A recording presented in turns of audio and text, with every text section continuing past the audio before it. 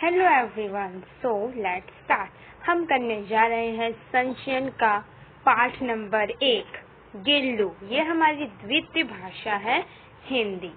So let's start. पाठ number 1 Gillu. इस chapter में ओनली प्रश्न उत्तर है, एक्सरसाइज नहीं है। ये है क्लास 9। प्रश्न नंबर 1, सोन जूही में लगी पीली कली को देख लेखिका के मन में कौन सा विचार उमड़ने लगा?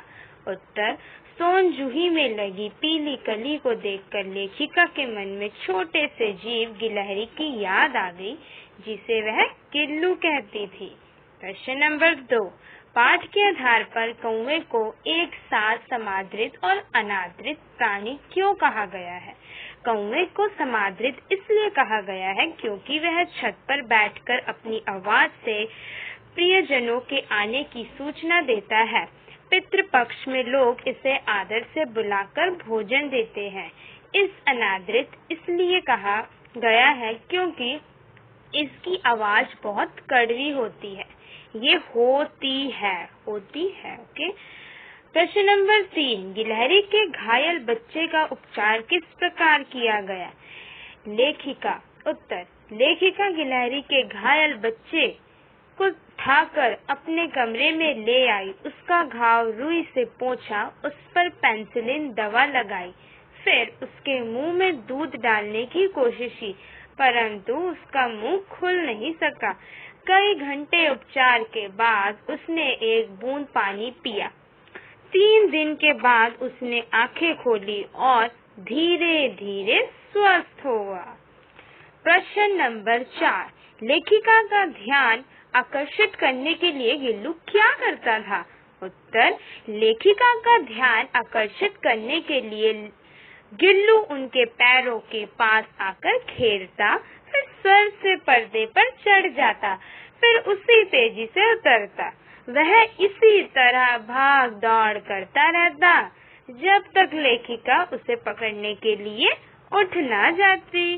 प्रश्न नंबर 5, गिल्लू को मुक्त करने की आवश्यकता क्यों समझी गई और उसके लिए लेखिका ने क्या उपाय किया? उत्तर नंबर 5, बाहर की गिलहरियां खिड़की की जाली के पास बैठकर चीख चीख करती।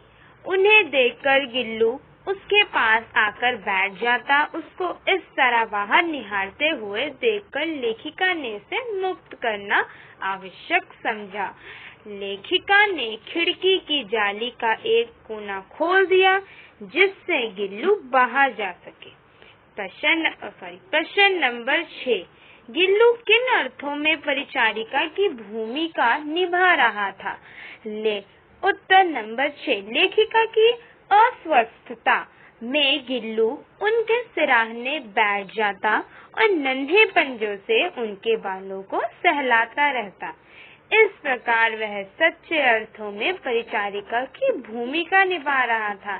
जिस तरह से अस्पताल में एक नर्स मरीज का उपचार करती है, इसी तरह से गिल्लू लेखिका के आस-पास सिरहाने बैठता, तो वो भी एक परिचारिका की तरह ही काम करता।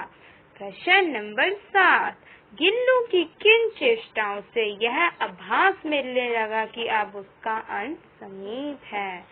उत्तर नंबर 7, गिल्लू ने दिन भर कुछ भी नहीं खाया, ना बाहर गया। अंत समय की मुश्किल के बाद भी वह झूले से उतरकर लेखिका के बिस्तर पर आ गया और अपने ठंडे पंजों से उंगली पकड़कर हाथ से चिपक गया, जिसे पहले उसने घायल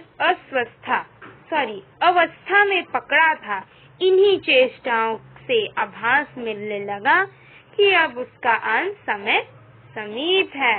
प्रश्न नंबर 8, प्रभात की प्रथम किरण के स्पर्श के साथ ही वह किसी और जीवन में झांकने के लिए सो गया का आशय स्पष्ट कीजिए।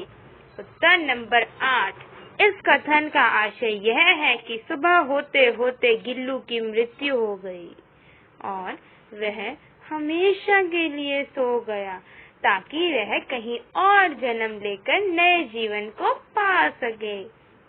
प्रश्न नंबर 9, सोन जूही की लता के नीचे बनी गिल्लू की समाधि से लेखिका के मन में किस विश्वास का जन्म होता है?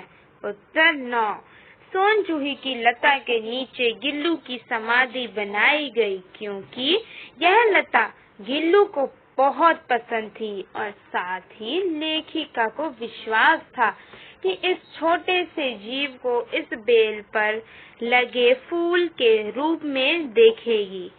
जूही में जब पीले पीले फूल लगेंगे तो लेखिका के समझ गिल्लू की स्मृति साकार हो जाएगी। इससे उन्हें संतोष मिलेगा। Thank you to all. Subscribe and like channel. Thank you.